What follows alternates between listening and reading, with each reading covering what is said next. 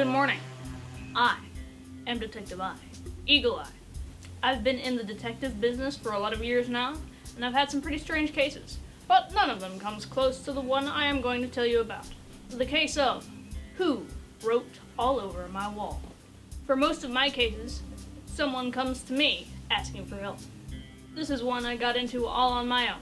It started one morning as I was reading my paper. At the palace last night, a hand appeared out of nowhere and wrote a message for King Belshazzar. You've got to be kidding. A hand appeared out of nowhere? I heard about that party. With all the booze those people drank, they probably imagined the whole thing. Well, wait a minute. Here's a picture. The wall definitely has writing on it. But someone must have just stepped up and written it. Hands don't just appear and write things. I can't believe the paper printed this. I don't believe it, and I'm going to get to the bottom of it just to prove the paper wrong. Aha! Here's my first clue. The name of the servant who brought out the special bowls and cups for the kings to use.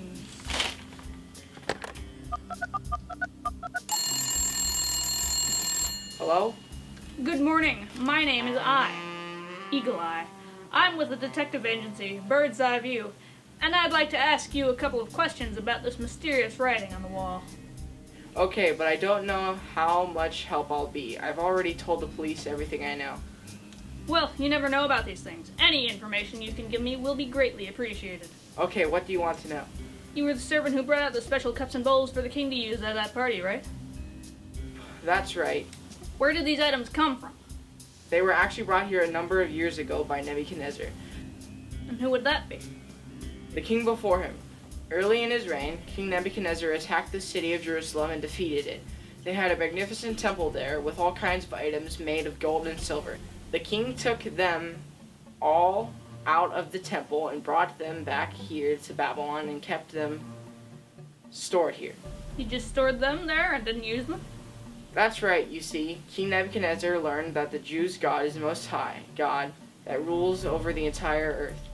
Those cups and bowls belong to him and his servants, so I think Nebuchadnezzar didn't use them out of respect of the Jews' God. Well, why did Belshazzar use them then? Belshazzar doesn't have the same respect for the Most High God as his predecessor did. He made me get those items out so that they could drink their wine from them. I take it you didn't really want to do that.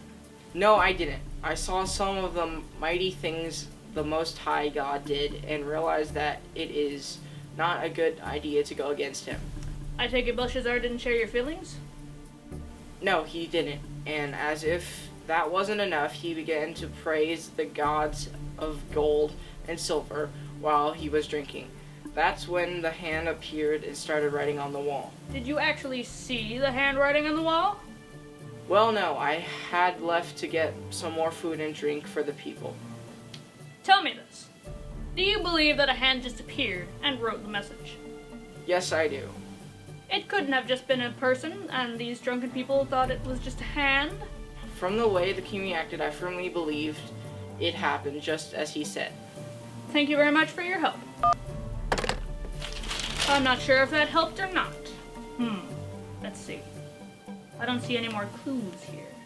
I think I need to go to the actual scene if I'm going to solve this. I was a little surprised at what the witness had to say. I was sure he'd tell me this was all just a joke.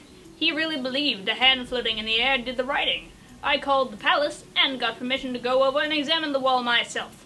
There was something inside me, driving me to find the answer. I knew whatever it was, the answer was at the palace. I figured once I got there, I'd find someone who saw the person who did the writing. Now let's see. There's definitely a writing on the wall. It's hard to make out what was used. I don't see any sign of ink or pencil lead. The height of the words is right for a person to do it. The floor is carpeted, so there won't be any footprints to help. Good morning. You must be Detective I. That's right, I'm Detective I, Eagle Eye, from Bird's Eye View Detective Agency. Well, how can I be of help to you, Detective? I'm here to solve the mystery of the hand that wrote on the wall. What mystery? I read the paper this morning and they had the story correct. You trying to tell me that at a party with lots of people drinking like they were last night, that you believe a hand just appeared and began writing? That is correct, Detective.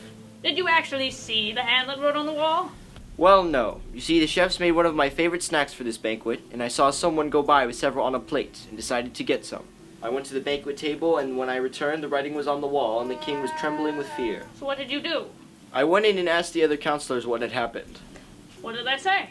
They were shaken up themselves and told me the hand appeared and began writing. Then the king said, "Whoever reads this writing and tells me what it means shall be clothed in purple, have a golden chain placed around his neck, and shall become the third ruler in the kingdom." So what did you do? I tried to figure out what it meant. Were you successful? No, I couldn't figure it out. Now that I think of it, I haven't had any luck in figuring out any of these things that have to do with Daniel's God.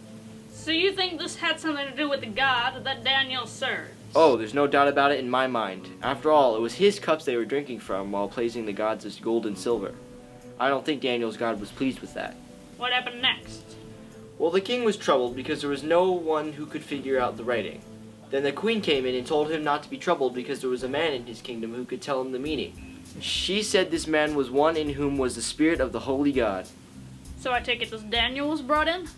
Could I talk with him, please? I will get him for you. I understand you wanted to talk to me. That's right. My name is Eagle Eye, from the Bird's Eye View Detective Agency. I'm here trying to figure out how this writing got here. You haven't been told? Didn't you read about it this morning? Well, yeah, but I'm here to find out what really happened. It happened just like you've heard. Okay, let's start from where you were called in. I take it you weren't at this banquet. No, I wasn't invited, and I wouldn't have come if I was. What happened when you arrived on the scene? The king made some kind of offer, if I would tell him what the writing meant. I told him to keep his gifts, but would answer his questions anyway. Before I did, though, I reminded him how Nebuchadnezzar had been a proud king at one point, but went insane for 7 years because of it. He didn't get his sanity back until he knew that the Most High God is the ruler of all. Belshazzar knew all of that, but refused to humble himself before the Most High God. In fact, he lifted himself up before God and dared desecrate the cups and bowls that belonged to him.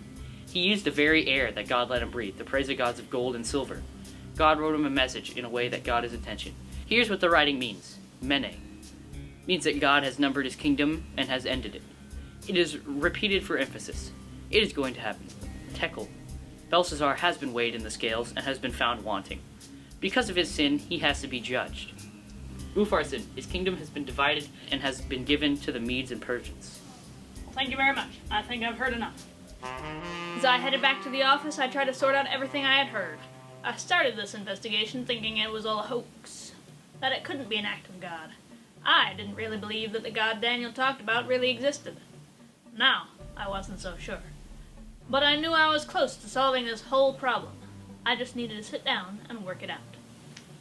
Now, let me list all the facts and see what really happened.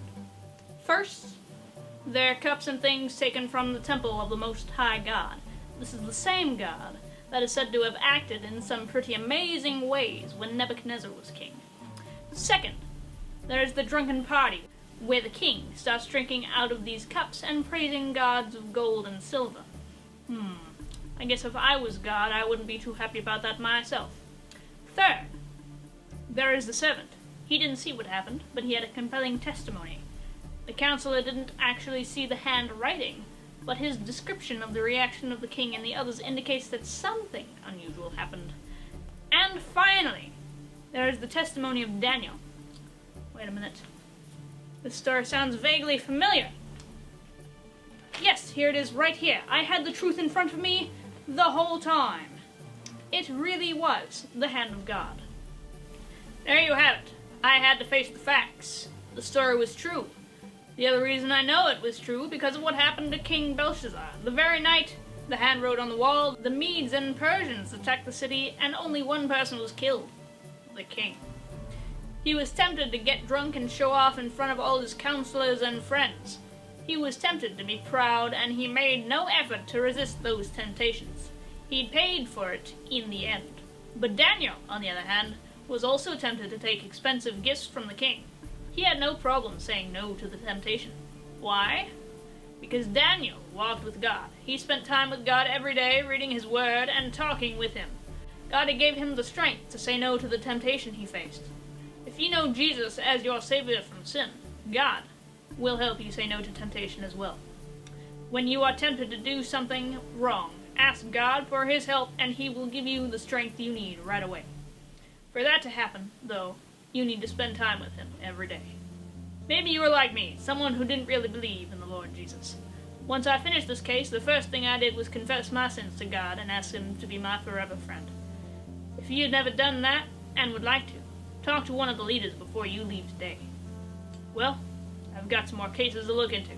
This is I, Eagle Eye, of the Bird's Eye View Detective Agency, saying so long. If you ever have a case that needs solving, just give me a ring, and I'll be glad to help.